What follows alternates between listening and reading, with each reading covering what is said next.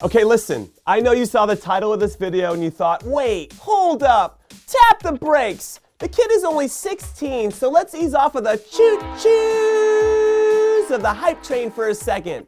But I can't, I'm human. And like most humans, I'm ready for the next big thing, whether it's in sports, or music, or movies. I want to be the first to know who the coolest bands are, or what the coolest movies to watch are, or the first to say that Ansu Fati is going to be better than Messi and Ronaldo. All right, I'm not saying that for real. I'm just using that as an example about how us humans act. And don't try to tell me that you don't act that way about something. I don't believe you because we're all guilty of it. But also, what if he does end up being better than Messi and Ronaldo? I mean, what? My mind would be blown all over this floor because I think we're all under the assumption that no one will be better than those two players. Just like the people who grew up in the 60s, 70s, and 80s who swear that Pelé and Maradona are still the best ever, but then boom, along came Messi and Ronaldo. So are we seeing that again? Are two players going to emerge from this current generation of Kylian Mbappe, João Felix, Ansu Fati, and perhaps Jadon Sancho to start winning the Ballon d'Or or FIFA Player of the Year awards by the boatload? I mean, given the amount of people that are now in the world, and what is it?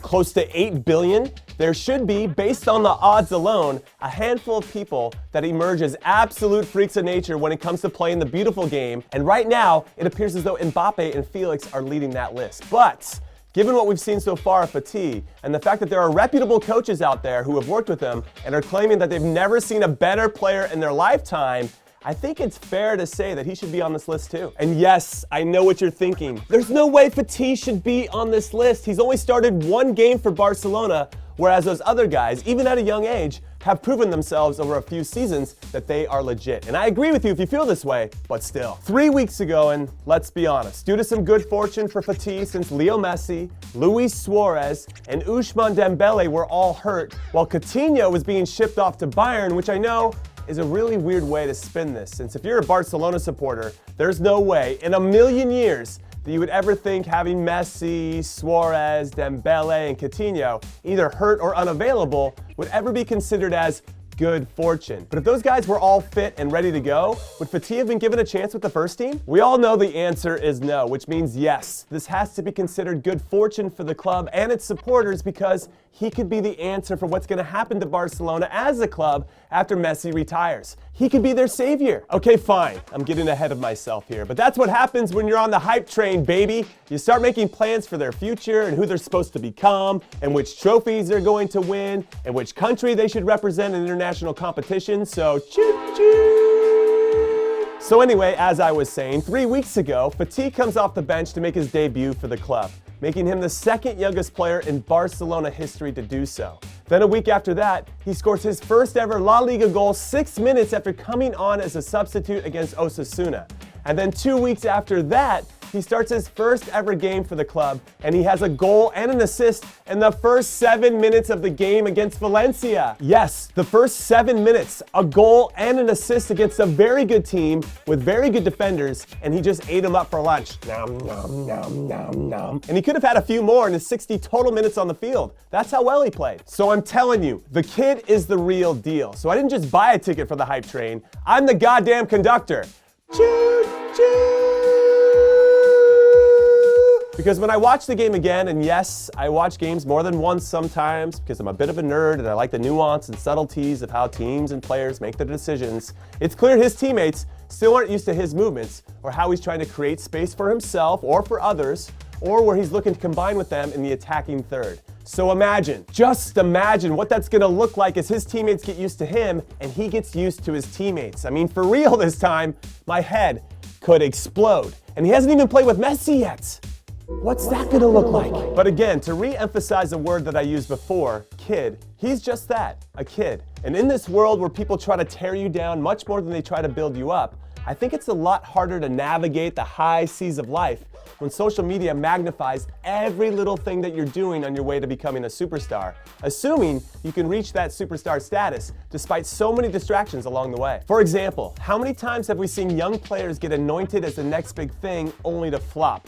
I'm reminded of Denilson or Robinho or Alexander Pato, who are all supposed to be the next big Brazilian superstar, or David Bentley, who was supposed to be the next David Beckham, or Bojan Krikic, who was supposed to be the next Messi when he came out of Barcelona's academy and fair or unfair to them because as a player you can't control the hype. All of these names didn't live up to the expectations of others. And this is when social media wasn't relevant. So I wonder if their careers would have been more of a dumpster fire or less if they'd had more of a chance to express themselves on Twitter or Instagram.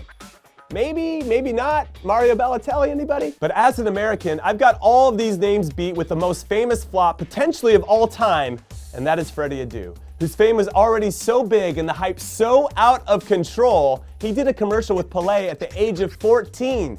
But then unfortunately, he never lived up to his potential, playing for 14 teams in 15 years, with the highlights being very short stints with Benfica and Monaco. However, as a teammate of Freddie Adu for a camp or two with the national team, the guy didn't lack talent or ability. I just don't think anyone was looking out for him as a person. They were only looking at him as a way to make money, which is really sad because I'm sure it can't be easy to be Freddie Adu these days. And yes, I know he probably made some bank cashing in on all that hype and potential for years, but he also became a cautionary tale of what not to do, of someone who failed big with everyone watching. Now, I don't get the sense that Ansu Fati is gonna run into those problems, especially since he's in an environment that has nurtured the development of some of the world's best players for many years, and it looks like his family unit is sound and extremely supportive, which is very important. But success is guaranteed for no one because so much can change so fast, just like it is for him at this very moment, where everyone is currently talking about him and comparing him with some of the greatest players that play today. And so my only advice to him or anyone else that is getting hype, no matter how big or small that hype is, just keep trying to get better than you were the day before.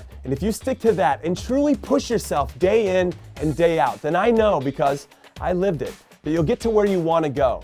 But if you let the stuff outside of your control, like the internet, dictate your mood, where one day they love you and the next day they think you're the worst player that ever played in the history of the game, and you buy into what they're saying, then you're not playing for you anymore. You're playing to please a bunch of faceless keyboard warriors who have never dared to take the risks that you're taking. Anyway, I was just about to get into story time where I speak about how I stopped trying to get better every day because I got distracted by some other things, which sadly completely derailed the last part of my career, and which has left me with a few regrets that I think all of you could learn from. But I'm gonna save that for another time and say that I wish every player that's out there that's pushing the very, very best, whether that's Ansu Fati or the diehard 8-year-old that goes to school with one of my daughters that already knows that he wants to become a pro, that's all he talks about and it's awesome, or anyone that's trying to figure out how far they want to go in this game, because the path to the top might be different for everyone, but the work and dedication and desire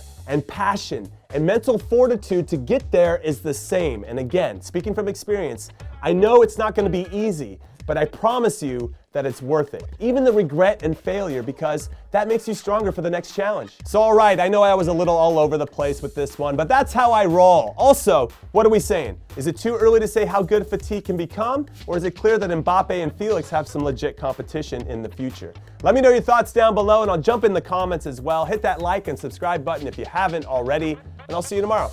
Later.